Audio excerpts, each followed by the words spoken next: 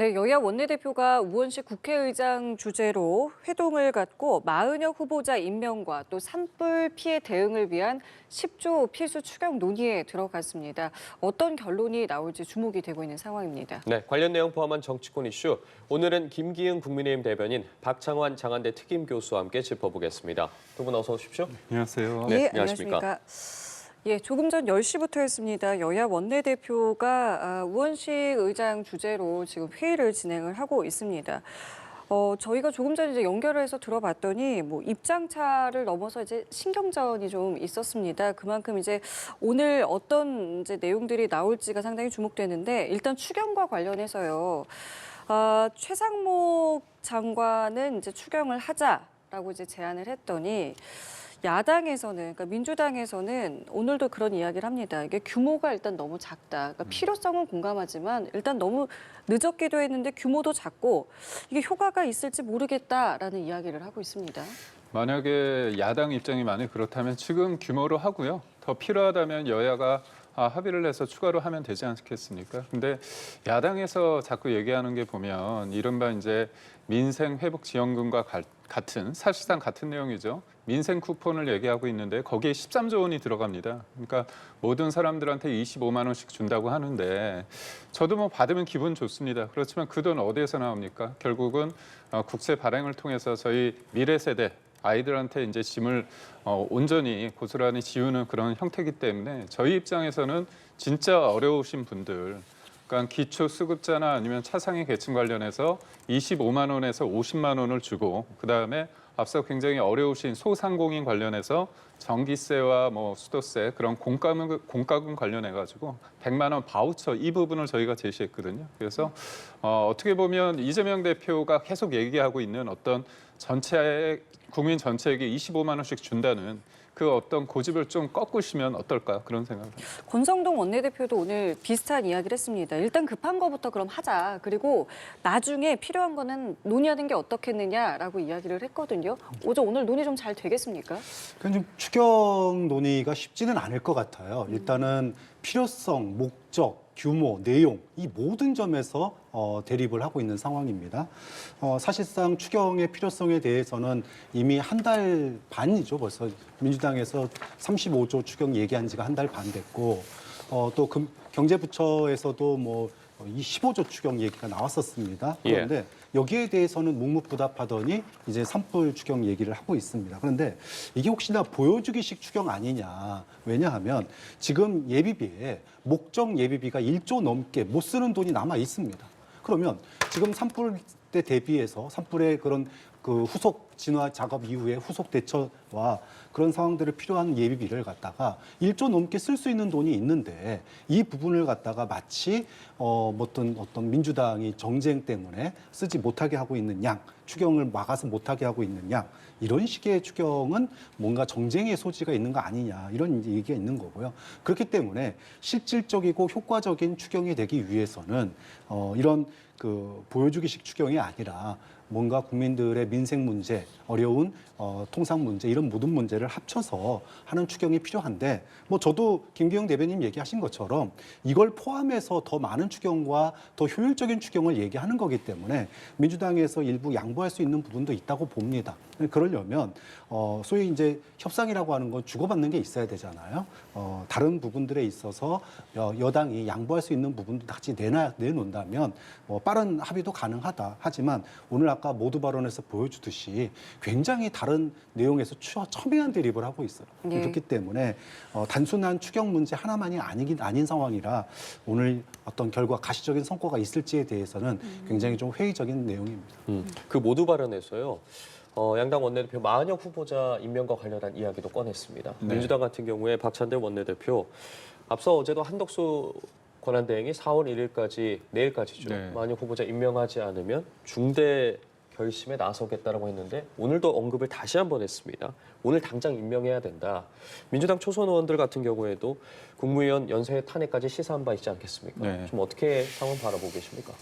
국민이 마은혁 후보 이름을 석자를 잊을 수 없을 것 같습니다. 근데 모든 거 다 제쳐두고 마은혁 임명이 가장 중요한가요? 왜 중요한가요? 그렇게? 대통령 탄핵시키는 데 있어서 유리하다는 그 정략적인 생각뿐이지 않습니까? 굉장히 산불도 나고 지금 어떻게 보면 트럼프 2기 위에 통상 문제도 있고 그다음에 어떻게 보면 경제도 민생도 굉장히 어려운 부분이 있습니다. 이 문제를 해결하기 위해서 이런 거 다 제쳐두고 어떻게 기승전 마은혁 후보 임명입니까? 저는 중대한 결심이라는 거 다 알고 있지 않습니까? 줄 탄핵 말고 또 다른 것도 있습니까? 그러니까 말이 제가 볼 때 계속 강하게만 얘기하는데 정치라는 것들은 이렇게 하는 게 아니지 않습니까?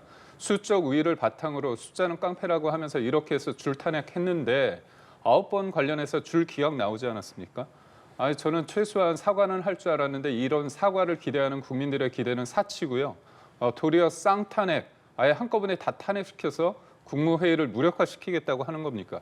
이게 뭡니까? 저는 입법부가 사실상의 어떤 사법부를 장악하고 나아가서 이 행정부까지 마비시키고자 하는 이게 바로 내란입니다. 그래서 저는 본인들이 생각하는 중대 결심이라는 그런 허세, 그런 책임 없는 그 말에 대해서 야당은 책임 있는 어떤 행동을 했으면 좋겠습니다.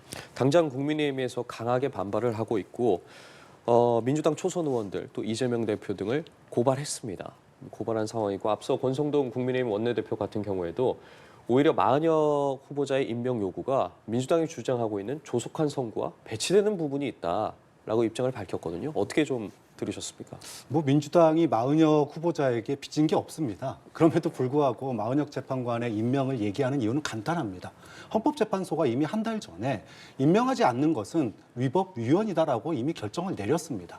그럼 헌법재판소의 판결에 대해서 여당과 대통령 직무대행들이 왜 임명하지 않고 있는지에 대해서 속 시원하게 밝히고 있지 않아요.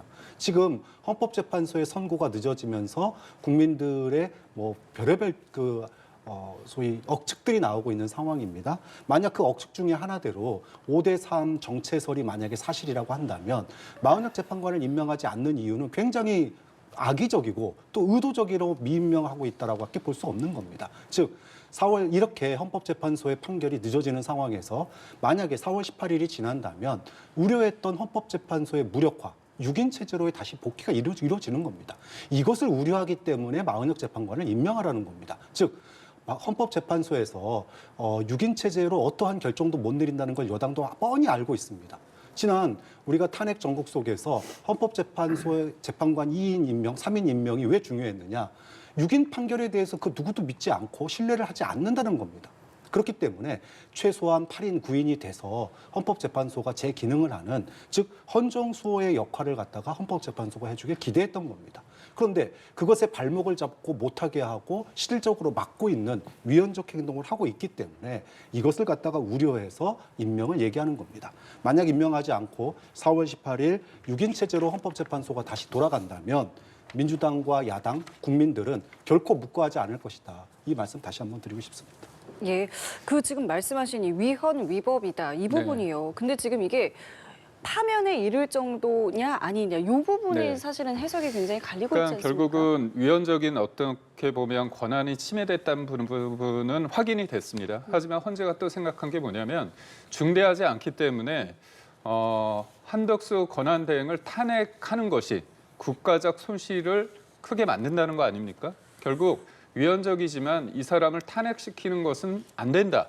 헌재가 그렇게 결정을 한 겁니다. 그렇다면 민주당에서 얘기하는 것처럼 위헌적인데 이걸 안 지키는 게 문제라고 하지만 정작 헌재는 뭐냐면 위헌적이지만 그렇다고 민주당이 말한 것처럼 탄핵까지 시킬 정도로 중대하지도 않고 그렇다면 탄핵을 시키면 국가적 손실이 크다. 이렇게 판단을 한 겁니다. 그러나 액면 그대로 민주당은 헌재의 결정을 반하는 겁니다. 헌재의 결정을 무시하는 겁니다. 그리고 또 하나 이게 헌재 내용도 반쪽만 보고 계시는데 위헌적이지만 그럼에도 불구하고 그 후보자의 지위를 헌재 재판관으로 확인해달라는 그 요구와 그리고 자동 즉시 임명해달라는 부분은 각하를 했습니다. 명확하게 국회 선출권과 대통령이나 대통령 대행의 임명권에 대해서는 확실히 가름말을 한 겁니다. 그럼에도 불구하고 그 헌재 결정의 잉크가 채 마르기도 전에 이렇게 겁박하는 거.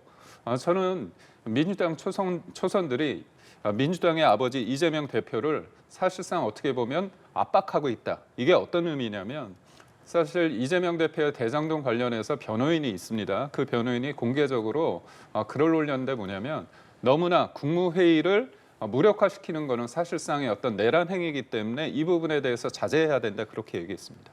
그렇다면 내란의 우두머리가 누굽니까 결국? 그럼 민주당의 초선이 민주당의 아버지 내란의 우두머리가 이재명 대표라고 공개적으로 얘기한 겁니다. 그렇기 때문에 제가 볼 때 자중하시고 어떻게 다른 거 다 제쳐두고 8인 체제에서도 박근혜 전 대통령은 탄핵이 됐습니다. 그리고 저는 문영배 대행이 이거를 제대로 판단을 안 하고 있고 밀고 있다고 손치면 그거는 문영배 대행으로부터 민주당이 뺨을 맞았는데 왜 한덕수 권한대행의 뺨을 때리려고 하는지 저는 이해가 안 됩니다. 그래서 헌재에 조속한 결정을 요구하는 건 맞지만 그거에 대해서 한덕수 권한대행과 모든 국무위원을 줄탄핵한다는 거, 정부를 마비시킨다는 거, 이 부분에 대해서 어떻게 국민들이 납득을 하겠습니다. 그래서 이 부분을 지금 국민의힘에서는 이것이 국헌문란이다. 이게 바로 내란을 자백한 것이다. 라면서 내란 선동죄로 고발을 했어요. 민주당 초선 의원을 비롯해서 이재명 대표라던가요. 이 부분에 대해서는 어떻게 보셨습니까? 굉장히 어이없는 행동이다 이렇게 얘기할 수밖에 없습니다. 국헌문란이 뭡니까? 헌법기관을 갖다가 무력화하는 거죠. 그러면 헌법재판소의 결정을 지금 한 달 넘게 무력화시키고 있는 게 어디입니까? 국민의힘과 대행 아닙니까? 직무대행. 즉 헌법재판소의 권위와 결정에 지난번에 중대하지 않다라고 판결을 했던 이유는 국회에서 헌법재판관을 추천을 했는데 그것이 추천이 넘어가고 나서 시간이 오래 걸리지 않은 상태에서 탄핵을 했기 때문에 명백하게 고의적이고 목적성이 보이지 않기 때문에 중대하다고 하지 않은 겁니다. 그런데 그 이후에 무슨 일이 벌어졌습니까? 최상목 대행은 한 달 넘게 임명하지 않고 있고요. 그러면서 또 헌법재판소에서 또 위법위헌이라고 얘기를 했습니다. 그런데 한덕수 총리도 복귀하고 나서 직무대행으로 다시 돌아오고 나서 일주일이 지나고 있습니다. 또 아직도 임명하지 않고 있습니다. 두 분이 합치면은 한 달 반 넘게 지금 임명하지 있지 않고 있는 상태입니다. 자, 이런 상태를 갖다가 묵과한다면 결국 2, 3주 뒤에 무슨 일이 벌어지느냐? 진짜로 헌법재판소의 무력화가 현실화되게 되는 겁니다. 헌법재판소의 무력화야말로 국헌문란이 됩니다. 즉 지금 전국의 가장 키는 윤석열 대통령의 탄핵 심판이라고 할 수 있습니다. 그런데 만약에 2, 3주 뒤까지 탄핵 선고가 나오지 않은 상태에서 헌법재판소가 6인 체제가 된다면 그거야말로 국헌문란의 끝판왕을 달리는 겁니다. 이 부분에 대해서 야당이 묵과한다면 국민의 뜻을 따라서 탄핵했고 계엄을 해제했던 야당과 그 국민들의 뜻은 어디로 가는 겁니까? 그런 점에서 지금 야당을 갖다 국헌문란으로 얘기하기 전에 헌법재판소의 조속한 판결과 그리고 헌법재판소의 무력화를 막는 조치들을 여당도 고민해야 된다. 좀 그런 점에서 정말로 야당 대표를 갖다가 국헌문란으로 고소고발하는 거 이 부분이 그게 중요한 게 아니라는 거죠. 헌법재판소를 정상화를 전제로 하고 그리고 나서 야당을 공격해라. 그래서 충분히 저는 그 다음에는 야당 욕해도 충분히 그건 얘기할 수 있는 부분이라고 봅니다. 예. 그러니까 저는 민주당이 조금 어이가 없는 게 지난해 2달 넘게 3달 가까이 헌법재판관을 임명하지 않았습니다. 그때는 왜 그런지 아십니까? 줄 탄핵을 했죠. 방통위원장 탄핵하고 여러 사람들을 탄핵했습니다. 근데 헌재가 6명뿐이 안 됐는데 국회에서 3명 추천을 안 했습니다. 왜 안 했는지 아십니까? 직무정지를 계속 유지하는 게 좋거든요. 그러니까 윤석열 정부의 어떤 행정기관을 무력화시키는 데 있어서 6인 체제가 좋았습니다. 근데 대통령이 탄핵되니까 6명이 아니라 9명으로 갑자기 빨리 하자는 겁니다. 그때 부작위한 부분에 대해서 추천을 하지 않은 행위에 대해서는 어떻게 설명하실지 저는 이해가 안 되고요. 무엇보다도 6인 체제에 대해서 어쩔 수 없이 그때 방통위원장, 이준석 방통위원장이 가처분을 냈습니다. 6인 체제에서도 심리를 해달라고 가처분해가지고요. 그쪽에서 가처분을 인용해서 6인 체제에서 원래 7인 체제입니다. 6인 체제에서 그나마 심리가 시작됐고요. 그다음에 3인 체제 관련해서 옥신각신 했을 때 헌재에서 어떤 생각을 했냐면 6인 체제에서 심리는 시작되는데 결정까지 할 수 있을지 여부에 대해서 논의 중이었습니다. 결국은 모든 것들은 그 안에서 6인 체제가 가능할지 여부는 가능성의 영역이었고 논의 중이었습니다. 그런데도 불구하고 한덕수 권한대행을 탄핵시켰죠. 그래서 최상목 권한대행은 어떻게 했습니까? 3명 중에서 2명에 대해서는 했습니다. 근데 이제까지 여야가 여당 1명, 야당 1명, 그리고 또 1명은 어떻게 했습니까? 여야 합의해서 했습니다. 그래서 8년 전에 박근혜 전 대통령 주심 판사가 누굽니까? 여야 합의로 된 분이 강일원 주심 판사입니다. 근데 누구보다도 일방적으로 민주당 쪽에 일방적인 얘기를 들을 수밖에 없다고 국민들이 다 생각하는 그런 사람을 지금 넣어서 지금 결정에 대해서 영향을 주고자 한다. 이거를 받아들일 사람이 누가 있겠습니까? 그리고 저는 다 말해서 8인 체제에 대해서 당연히 존중합니다. 국민들이. 근데 왜 9인 체제를 억지로 만들려고 하는 부분이 있고, 또 하나는 지금 2주 내에 충분히 결과를 낼 수 있어요. 문영배 대행께서는 왜 못하고 있는지 저는 어이가 없습니다. 해 주십시오. 알겠습니다. 자, 이런 갈등 속에 한덕수 총리의 결단에도 관심 쏠린 한 대행은 일단 별다른 입장을 내놓지는 않고 있습니다. 물론 민주당 입장에서는 압박을 하고 있지만 좀 어떤 입장을 내놓을 거라고 보십니까? 글쎄요, 지금 왜 한덕수 대행에 대해서 또다시 그 탄핵 얘기가 나오고 있느냐? 한덕수 총리가 결단을 내릴 것 가능성이 별로 없어 보이기 때문입니다. 정말로 한덕수 대행이 다시 총리로 복귀하면서 헌법재판소에서 뭐라고 그랬습니까? 미임명은 위법위헌이라고 얘기를 했습니다. 그러면 누구보다도 헌정수호와 법질서 수호를 갖다가 외쳐야 될 대통령 직무대행이 헌법재판소의 위법에 대해서 당연히 임명을 해야 됨에도 불구하고 벌써 복귀하고 나서 일주일이 돼가는데도 임명하고 있지 않고 침묵을 지킨다는 것 자체는 뭔가 목적이 있는 거 아니냐. 지금 한간에 헌법재판소가 결론을 못 내리고 있는 이유가 5대3 정체 때문이다. 이런 얘기들이 소문이 돌고 있습니다. 자, 이런 상태에서 임명을 하지 않는다라고 하는 것은 결국은 헌법재판소를 무력화시키겠다는 뜻과 마찬가지다. 이렇게 2주가 지나고 나면 다시 6인 체제가 됩니다. 자, 이것을 갖다가 야당과 국민이 묵과해야 됩니까? 좀 그런 점에서 한덕수 총리가 지금 상황에서 목적을 가지고 고의적으로 미임명을 갖다가 하고 있다라면은 이 부분은 헌법재판소가 중대하지 않다라고 얘기했던, 파면에 이를 만큼 중대하지 않다라고 했던 근거, 즉 시일이 너무 짧았기 때문이었는데 이제는 그 고의성과 미임명의 의도성이 명백하면은 이 부분은 당연히 국민을 대표하는 국회가 여기에 대해서 경고를 하고 또 엄중히 문책해야 될 사안이다. 좀 그런 점에서 그런 최악의 사태로 가기 전에 한덕수 총리가 법을 지키는 모습을 보여줄 필요가 있다. 그걸 통해서 이 꼬인 정국을 갖다가 풀어야 된다라고 봅니다. 입장을 내놓을 필요성에 대해서는 어떻게 보세요? 지금 상황이 좀 유지될 거라고 보십니까? 저는 앞서 말씀드렸지만 지금 결정을 못하는 거는 헌재의 책임이지 어떻게 한덕수 권한대행의 책임입니까? 8명 가지고 그 결정을 했을 때 사람들이 그거는 헌재의 어떤 결정을 받아들이지 않는다고 하나요? 아닙니다. 저희가 1월 달에 8명 체제가 됐을 때 8년 전의 상황이 됐기 때문에 그 권위에 대해서 존중한다고 했습니다. 근데 5대3인데 이거에 대해서 뭔가 개입을 해서 임명을 해야 된다. 그러면 5대3인데 6대3으로 만들라는 거 아닙니까? 그건 말이 안 되죠. 5대3인지 8대0인지 전 모릅니다. 근데 민주당이 대 5대3인데 한덕수 권한대행이 악의적으로 한 명을 넣으면 6대3이 될 것 같으니까 이거를 안 하고 있다. 그렇기 때문에 탄핵시키고 있다. 그 전제부터가 잘못돼 있고요. 그렇다면 그 전제가 서로 맞다고 한다면 당연히 지금 5대3에서 결과를 내야죠. 왜 내지 않는 겁니까?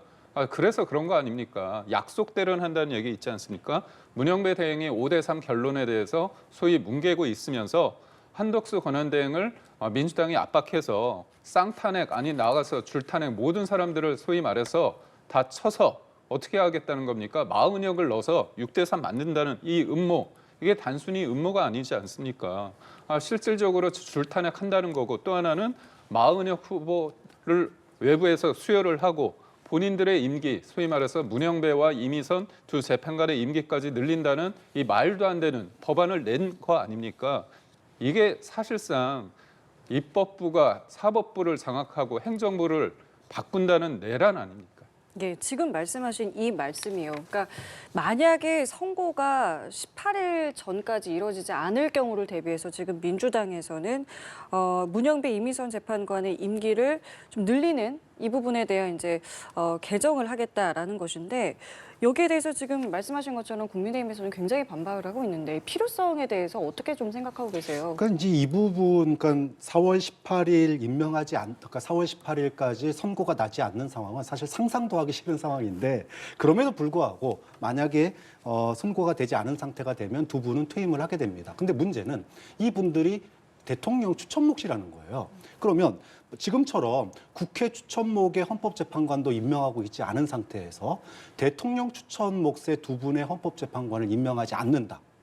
이랬을 경우에 정말로 헌법재판소의 무력화가 실현되는 겁니다. 자, 그러면 그런 사태를 갖다가 막기 위한 제도적 장치는 필요한 거 아니냐라는 거예요.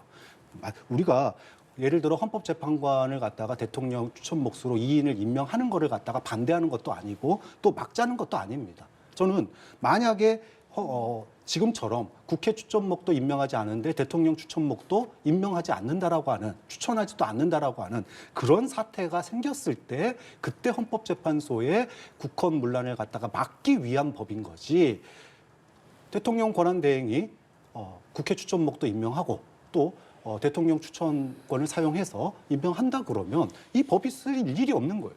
왜 막는 겁니까? 결국은 헌법재판소를 무력화하겠다라고 하는 의지의 표현 아니냐, 이렇게 반박을 할 수밖에 없는 거죠. 그러니까 교수님 말씀은 무력화는 막아야 되는 거 아니냐, 제도적 장치일 뿐인데 왜 이거를 반대하느냐라는 말씀이세요.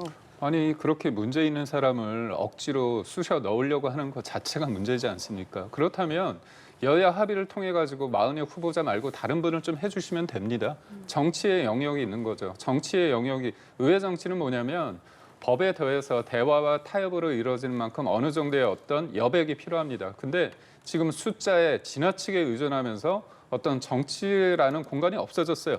그냥 본인들은 수적 우위니까 150석 이상이니까 사실상 다 탄핵한다는 거 아닙니까? 이거는 폭력입니다. 근데도 불구하고, 그리고 또 하나, 지금 헌재 재판관의 임기는 6년으로 헌법에 규정이 되어 있습니다. 그럼 법률을 통해서 법률을 통해서 헌법을 바꾼다는 거 그 자체가 어불성설입니다. 그리고 제가 볼 때 마흔의 후보자에 대해서 여야가 다시 한번 논의를 하시고, 누가 볼 때도 여야 합의, 강일원 전 재판관처럼 8년 전에 그런 상황으로 해 주십시오. 그 다음에 야당의 어떤 대통령 대행의 몫으로 또 하면 되는 겁니다.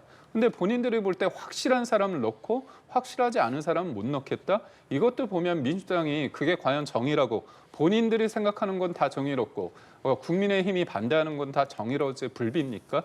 저는 받아들일 수 없습니다. 지금 나오고 있는 이 같은 논의와 논란, 결국에는 윤 대통령의 탄핵 선고일과 연관이 되어 있는데 이번 주에는 선고일 지정할 거라고 보십니까? 저는 나와야 된다고 봐요. 앞서서 우리가 가장 우려했던 사태는 과거에도 마찬가지입니다. 탄핵 이후의 모든 쟁점은 헌법재판소의 무력화, 형해화, 즉 6인 재판관 체제는 절대 안 된다는 거였습니다. 마찬가지로 이렇게 이번 주가 넘어가게 되면 다음 주에 헌법재판관의 임기가 이제 한 2주밖에 안 남는 상황이 됩니다. 예. 자, 그 상황에서 선고가 나온다면 좋지만 또 한 줄 넘어가게 되면 그때는 다른 대안도 마련할 수 없는 상태에서 6인 체제가 다시 돼버리는 거예요. 자, 6인 체제를 막으려면 추가적인 헌법재판관에 대한 추천이나 청문회 이런 부분들의 임기를 거쳐야 됩니다. 그런데 결국은 지금 한덕수 총리가 시간 끌기용으로 이렇게 임명을 지연시키고 또 추천마저도 지연되는 절차를 거친다면 헌법재판소의 공백 상태가 유지될 수밖에 없다. 자, 그 상황 속에서 헌재의 판결은 또 늦춰지게 됩니다. 자, 그것을 갖다가 막기 위해서는 이번 주에 선고를 내려야 된다. 또 만약에 이번 주에 못 내린다면 언제쯤 내릴 수 있는지라도 설명을 해야 됩니다. 국민들에게 최우선적으로 대통령 탄핵 심판을 하겠다라고 약속을 해놓고 어떠한 해명도 없이 지금 4월 18일 헌법재판소의 6인 체제로 늘 눈앞에 묵도하고 있는 상황입니다. 국민들이 여기에 대해서 분노하고 있고 또 우려를 하고 있습니다. 헌법재판소가 답을 해야 된다고 봅니다. 이번 주에 못한다면 헌재에서 관련해서 설명이라도 해야 된다라고 말씀해 주셨는데 이번 주 넘어갈 거라고 보십니까? 저는 넘어갈 것 같습니다. 왜냐하면 민주당이 이렇게 이 부분에 대해서 집착을 하시는 거 보니까, 저 국민의힘은 소위 말해서 채널이 없거든요. 근데 저희보다는 아무래도 민주당이 헌재와의 어떤 관계를 봤을 때 뭔가 있을 것 같다는 그냥 제 나름의 추측입니다. 근데 이렇게 집착하는 거 보니까 안의 분위기도 안 좋고 이번 주에 낼 가능성이 좀 적다고 보는데, 저는 말씀드리고 싶은 게 그렇습니다. 예전에 지금에 보면 소위 말해서 보수가 3분, 중도가 2분, 진보가 한 3명, 그래서 8명의 어떤 다양한 어떤 이념적인 스펙트럼이 있다고 보는데, 제가 볼 때는 구체적으로 그러니까 4대 4 정도라고 본다면 그냥 통상적으로 크게 봤을 때 예. 예전에 박근혜 전 대통령의 탄핵처럼 어떤 탄핵에 대한 어떤 지지하는 분들이 9대 1 정도로 압도적인다면 그 네 분의 생각이 좀 이탈할 가능성이 좀 있을 것 같아요. 아무래도 여론의 영향을 받았어. 근데 지금 보면 5.5 대 4.5나 6 대 4 정도의 어떤 지형 아닙니까? 탄핵 찬반에 대한 지형이 그렇기 때문에 이 사람들이 본인이 생각하고 있는 부분에 대해서 반대하면서 상대의 어떤 진영으로 옮겨가기가 쉽지 않을 것이다. 그렇다면 이 부분에 대해서 서로 간의 어떤 설득 작업이 있을 수도 있는데 저는 그런 거 다 차치하고 5대 3이든 뭐 8대 0이든 결론이 좀 어느 정도 이견이 있다면 이견이 있는 그대로 나오는 게 맞다고 생각을 합니다. 근데 저는 이거에 대해서 명확하게 헌재 전체에 대해서 문제 제기할 게 아니라 헌재 소장 대행에 대해서 문영배 대행이 굉장히 무책임하게 하고 있다. 그래서 별의별 얘기가 다 나오고 있지 않습니까? 그러다 보니까 저희 입장에서는 마은혁 후보자를 꼭 넣어야 달라는 어떤 SOS로 저희는 생각할 수밖에 없는 상황이기 때문에 저는 결과가 나왔으면 국민들한테 그 결과를 말씀 주시는 게 책임 있는 행동이다. 이렇게 알겠습니다. 오늘 두 분 말씀은 여기까지 함께하도록 하겠습니다. 지금까지 김계은 국민의힘 대변인 박창환 장한래 특임 교수와 함께했습니다. 두 분 감사합니다.